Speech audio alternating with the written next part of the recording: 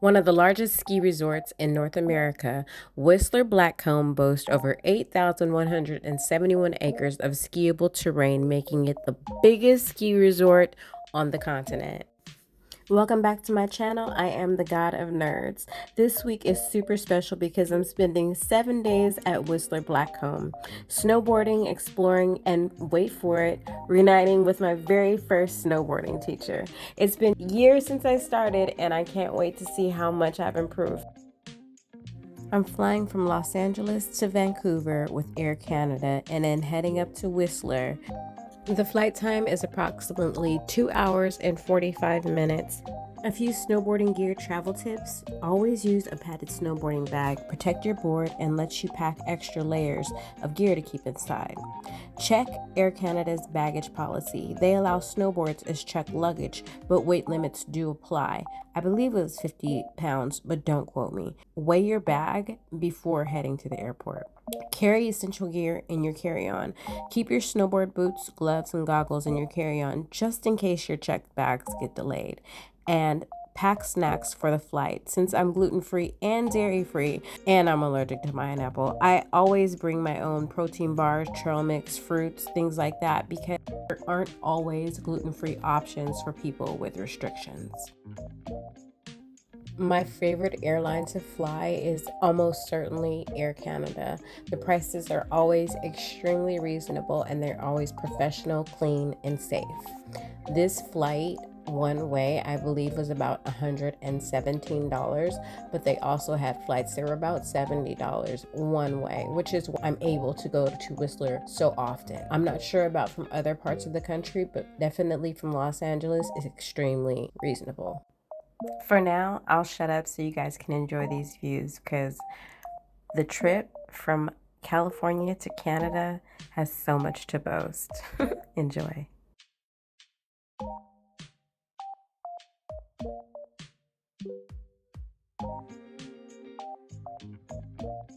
Departure from Los Angeles. As you take off from LAX, you'll get aerial views of downtown Los Angeles, the Hollywood Hills, the sprawling urban grid below. On a clear day, you might even spot the Santa Monica Beach, Malibu, and even Catalina Island off the coast. California's coastline and Pacific Ocean. As the plane heads north, you'll see the California coastline stretching endlessly with waves crashing against the rugged cliffs.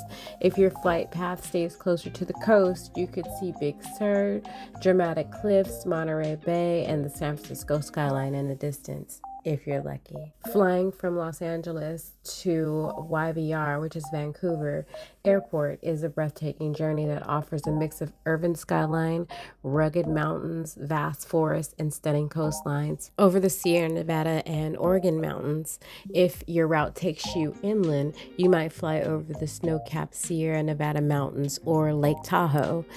Further north, you could spot Mount Shasta, a towering volcano in Northern California standing alone in the landscape. And as you pass into Oregon, you might glimpse Crater Lake, a deep blue, perfectly round lake formed in a volcanic crater. Portland can sometimes be visible along the Columbia River winding toward the Pacific. You also fly over Washington State and the Pacific Northwest. As you approach Washington, Mount Rainier, Mount St. Helens, and Mount Baker might come into view. Massive glacier-covered volcanoes standing tall above the clouds. If you're near Seattle, you might spot the Seattle skyline, the Space Needle, and Puget Sounds Island and waterways. During Canada, the approach to Vancouver, the final descent into Vancouver is stunning, especially on a clear day. You'll fly over dense evergreen forests and coastal fords and deep blue waters of the Strait of Georgia. Vancouver's skyline, backed by the North Shore Mountains, is a breathtaking sight. You might even see Whistler Blackcomb peaks in the distance if visibility is good on that day. There are also several beautiful islands near Vancouver, each offering unique experiences. Here's some of the most popular ones. Vancouver Island, the largest and most famous island, home to Victoria, the capital of British Columbia. Bowden Island, a small, quiet island just 20 minutes by ferry from Horseshoe Bay. Gulf Islands, which is between Vancouver and Vancouver Island, a group of islands known for their artistic communities, nature, and wineries. Salt Spring Island, Galapino Island, Pender Island, and the list goes on and on. Touchdown in Vancouver. Now it's time to grab my bags and hop on a ride to Whistler. Next stop, the mountains. Pro tip: if you're bringing snowboard gear with you, double check the baggage carousel for oversized items. They're never on the regular carousel. Now let's go find these bags.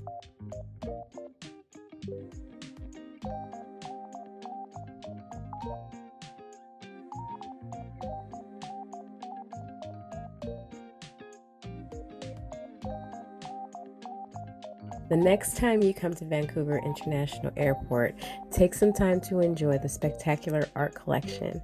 Did you know that it's home to over 200 works of native art? The YVR Art Foundation curates an impressive collection and also supports young British Columbia First Nation artists and scholarships. Artwork is on display throughout the terminal on both sides of security. Many works are located in the departure or arrival zones of the different areas. So only passengers in those areas get to see the pieces. As passengers work their way towards the custom hall, they hear and see a waterfall that's part of the work called flight. Now I can go through customs, get my bag, and head to my shuttle. Since there's no airport in Whistler, I have to take a shuttle to Whistler from Vancouver Airport. The best way to get to Whistler from Vancouver is Skylinks or Epic Ride Shuttle, which is what I took, the Skylinks. It's budget friendly and direct from YBR, but you can also opt to get a rental car if you want to explore. Renting a car can be a great option, and a private transfer, which is best if you have lots of gear and want a smooth ride, you know? There's so many scenes to watch during this ride because you start out in the city and then end up in the mountains, of course, so that you can get to Whistler. The travel time is approximately 2.5 to 3 hours. The route may include stops in downtown Vancouver, Creekside Village before actually reaching Whistler. I also believe we stopped in Squamish. The scenic views, the passengers can enjoy the beautiful scenery from sea to sky, and the shuttle service is operated by YVR Skylinks. This drive is unreal. Ocean views, and we're only just getting started. Next stop, Whistler Village. Before going to my Airbnb, we stopped at Mekong and got pho. Probably a 5 out of 10.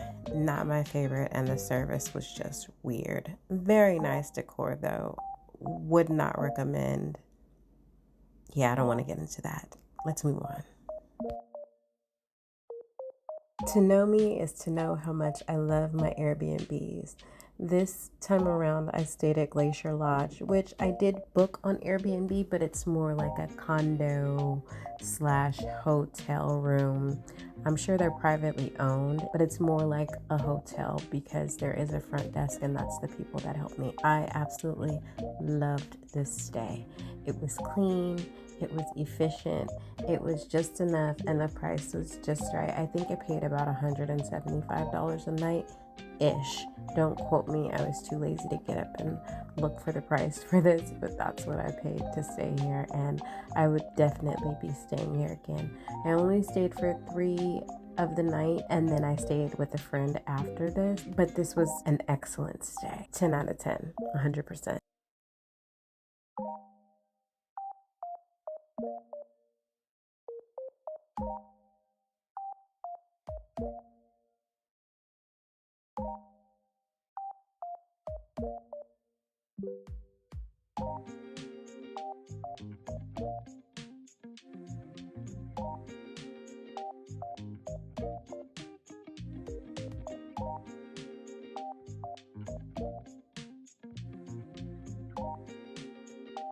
The reason why I like staying at Airbnb so much is because I like to cook my own food, and I like to have the efficiencies that I have at home while I'm traveling. And this place like a lot of Airbnbs these days, give you the conveniences of being at home without being at home. So I can cook. They supply soap, they supply bedding. I don't have to go out for every single meal. I can actually buy groceries and cook for myself. The kitchen is well equipped. Everything that I needed to cook breakfast, lunch, and dinner, along with the refrigerator being stocked, and I didn't have to do a lot to be comfortable. I'm checking all of the amenities and to see all of the supplies that I have because I had just ordered groceries because I'm going to make some lunch. So let's see what I decide to cook.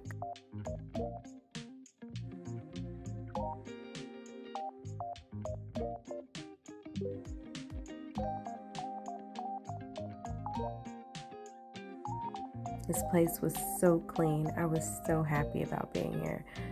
The host was amazing, and I just really can't say enough about this particular Airbnb.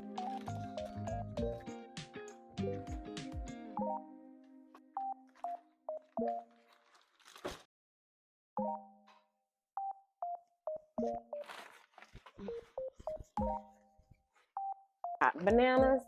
We got 2 mangoes, oranges, or tangelos, a little snack, blackberries, vegan butter, mayonnaise. I'm gonna have to leave this here. Spinach,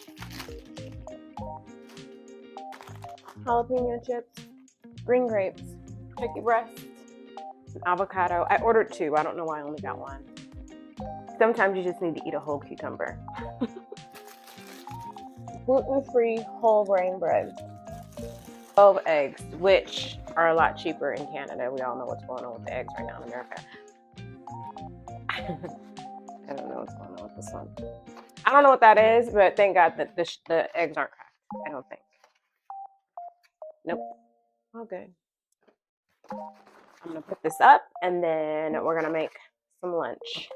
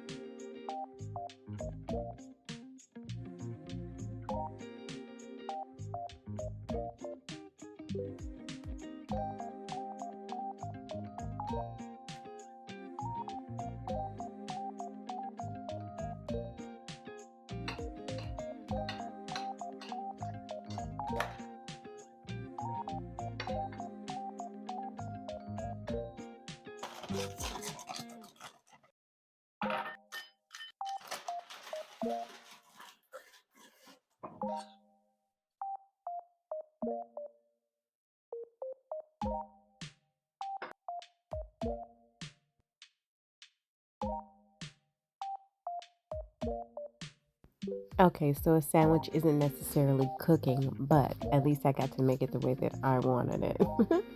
And it was gluten-free and dairy-free, and I didn't have to worry about it. It's fire. Now let's get ready to go snowboarding. My first day, my friend couldn't join me because he had to work, so I just went on my own. Everyone knows that I'm not, that's not foreign to me. Plus, it gave me a chance to get my snow legs back. I hadn't been snowboarding in, I'd say maybe about a month and a half, but also Whistler Blackcomb is enormous. So it was really nice to just be by myself and kind of get acclimated to my surroundings again for the first day. In case you're wondering, these are Pixie Detoxify eye patches. With the elevation, my face always swells, always, and my eyes swell really bad. So I use these to help with the swelling around my eyes. They work great. I'll put the link in my bio if you guys are interested. I also always have to make sure that my skin is extremely moisturized, so I just use straight vitamin E oil because, again, with the elevation and the cold weather, dry weather, my skin just gets really, really dry and I end up looking like a prune by the end of the day.